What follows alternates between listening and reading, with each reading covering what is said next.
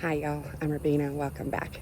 This is attempt number 3 at this video. The first one I did, I spent about 2 hours recording it, showing y'all how I took the seeds where more than one seed had germinated in a cell and separated them into their individual cells. I showed you how I decided to do some winter sowing, and I gave you an update on the single seed challenge.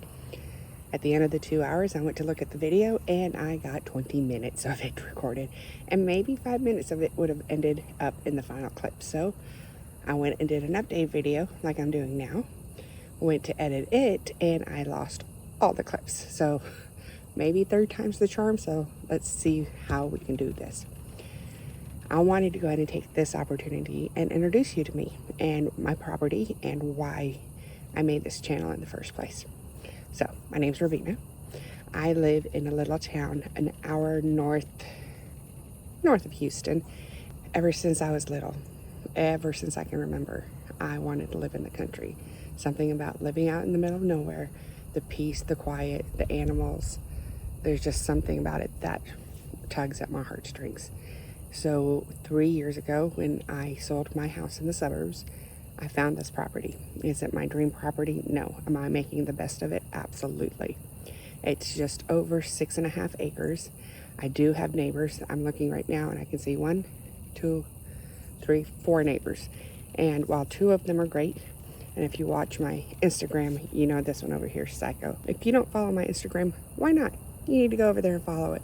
I post lots of pictures of this property and you'll see why I love this place. So I'm going to turn this camera around and I'm going to give you a little tour. There's some really exciting things about to happen here, and I really want y'all to see the before the after happens. Okay, so I've got you turned around and this is looking out on my property. It's pretty gorgeous, isn't it? That house in the springtime when the trees are all flushed, you can't even see him or them, and it's like you're living in the forest because all these trees are just in full bloom and absolutely gorgeous. When I moved here 3 years ago, you couldn't even see past that tree. We cleared all those in hopes that I could use that land for an orchard, animals, or whatever. There's so many ideas running through my head, but this is the raw product. So if you spin around here, you can see there's a creek right there. So we're on a hill and everything likes to, of course, wash down to the creek. But this area right here, this is where I'm planting my garden for this year. It's the flattest part up here, and even though the water does run down to it, I think it'll be okay. If I have to put some swales or something else in it, I will. But I want to show you this. This is my future studio. I've got the containers up, I got the windows up, but they come tomorrow morning at 8 o'clock to finish this roof. And it's gonna be, y'all just have to wait and see. But this will be the carport, and then there's the house. And you see how that deck is raised? I hate having that open because Lola, my sweet little doggy, likes to go up under there, and I have no idea what's under there. So for 2 reasons. 1, to keep her out from there and safe from whatever's burrowing down there. And 2, it'll give me some raised beds. I am going to extend the deck about 20 feet, so it will come, I think, about to here. I'm gonna take this section and that section of railing out. So it's gonna be a 32 by 20 deck, and it's gonna have raised beds all around it. So this area stays shaded 90% of the day. I think it might get 3 or 4 hours of sunlight during the day. So the plants that I have that require more shade, I'm gonna put in there. But all of this is mine. And I'm gonna take you and walk you around and show you a couple of different angles.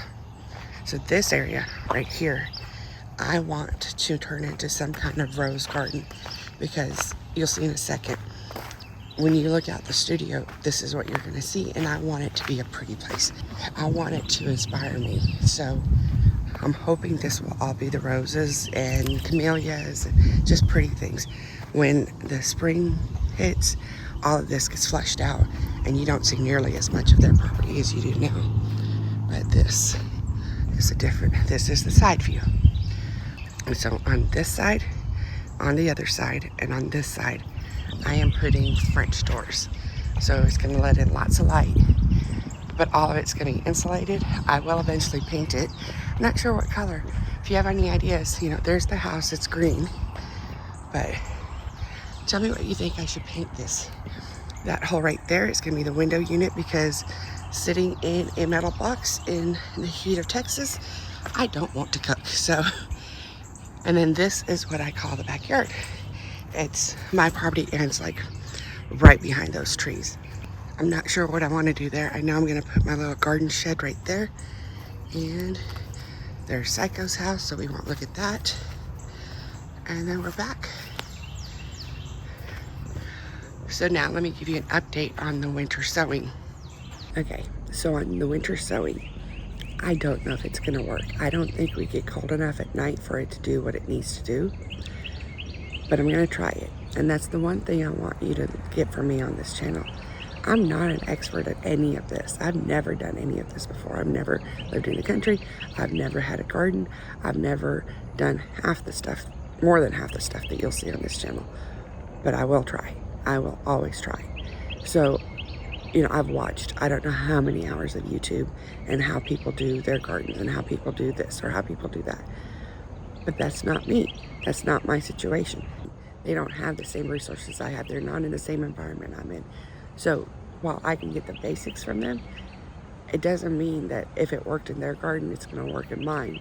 And if it works in mine, doesn't mean it's going to work in yours. But I'm going to learn. And that's what this year is all about. It's an absolute learning curve from day one. It has been. So this winter sowing, I want to see what it does. If it doesn't work, then I won't waste my time with it next year. If it does work, great. Then I'll know to take my time and do it next year. If it doesn't, then I'll try something different. So the seeds I did for the winter sowing, I did cilantro, echinacea, and lavender. And on the cilantro, you can see this one says soaked and this one says dry. The reason for that is the packet said soak the seeds for 8 hours, 4 to 8 hours, and I did. I soaked them for a little over 8 hours, but I don't know why I did that. I don't know what soaking is going to do for this. So I decided to keep some of them back and keep them dry and germinate those and see what happens. I did also keep them and put them in the regular seed trays like everything else, and I did the same thing there. I kept some for soaked and some for dry. And if one method is significantly better than the others, then I know that's the method I need to use next year. But this is a learning curve, so we'll see what happens. The other one I did was echinacea, and this package said winter sow. And I don't have a lot of hope for this one because of that, but I did take the remainder of these seeds and I stuck them in my freezer. So hopefully that'll do what the winter sowing is supposed to do. And then the last one I did is lavender.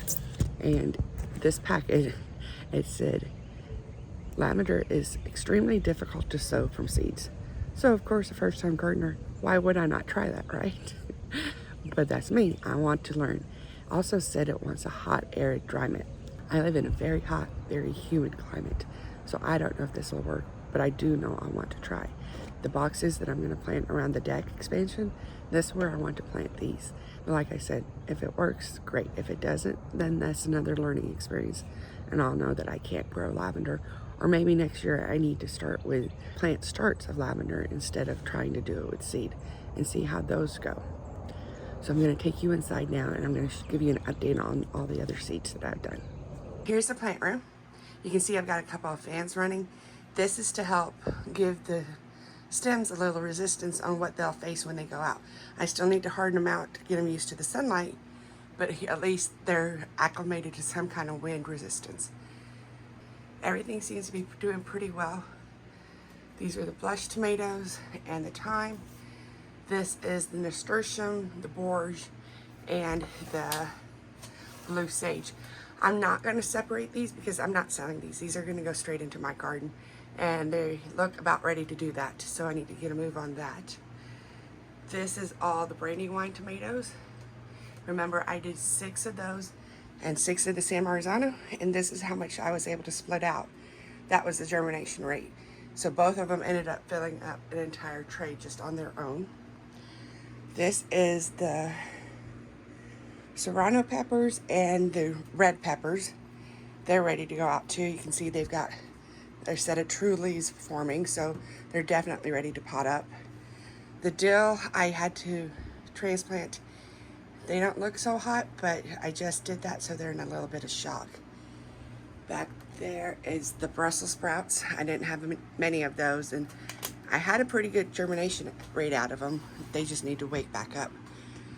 This is the purple heart tomatoes and the tam jalapenos in the back. They are ready to be potted up and get some fertilizer on them. This is the cayenne pepper, the summer sunrise, and the Genovese basil. If you remember on the summer sunrise, I didn't think I got 20 of them, but look at the germination rate on them. I got 5, 10, 15, 20 of them, so that's not bad. The rosemary here in the middle is not doing great at all, but I've got plenty of seeds for that, so I can put that outside. This is the green bell peppers and then the eggplants in the back. So all in all, I'm pretty happy with what I got for the first year. I need to put them all up in those 4-inch planters, so that will be the next video. And yeah, I think I'm doing good. Okay, so now for what y'all have been waiting for, the single seed challenge update. Y'all ready for this? Nothing. It did absolutely nothing. In fact, this is the seed I planted. Absolutely nothing happened with it. I got these from our local Master Gardeners program. I don't know how long they had it before I got it. And I got these in the fall of 2020. So it's been about a year and a half since I bought these, and they've stayed in these plastic baggies. And I've planted other stuff that I got from them, and they turned out fine, but this loofah didn't. It said on, there's no instructions on this. I have no idea what kind these are or anything. And that goes with the same for everything else that I got from them. So I did the research on the internet, and it said it took about 20 days for it to germinate. I kept it in here for 25 days and absolutely nothing. I did see on the internet where you're supposed to snip the tip of it, and I didn't do that. But that is the beauty of the single seed challenge. I didn't lose. There's no winners and losers. If it doesn't work for you the first time, you try it again, and that is what I did. I was going through and cleaning everything out, and I checked the packets to make sure I got all the seeds. And this blush tomato, I had one single seed left in there, so I was like, hey, my single seed challenge. I know I have a bunch of them planted up there, and I'm gonna sell hopefully most of them, and then what else I don't sell, I'm gonna plant en masse outside. This one I will keep in a container by the house so I can keep it separate and keep an eye on it and fulfill the process of the single seed challenge. The whole premise of the single seed challenge is you plant one seed and you watch it from germination till it ends up in your compost bin. And if I was to plant this outside with all the others, I'd probably lose it. So this one I'm going to keep separate in a pot. I planted this 3 days ago, so I've got a couple more days before I should see any germination out of it. I'm keeping this plastic baggie over it. This will act as the humidity dome for it.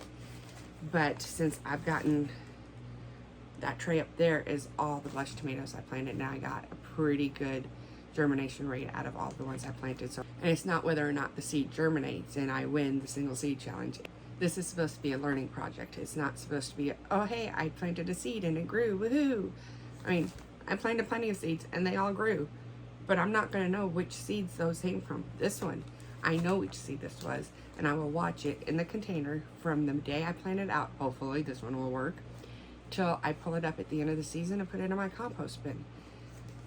It's a learning project. It's to see how a tomato seed grows, and it's to see the fruits of your labor come to fruition in one single plant. So I hope you're participating in the single seed challenge.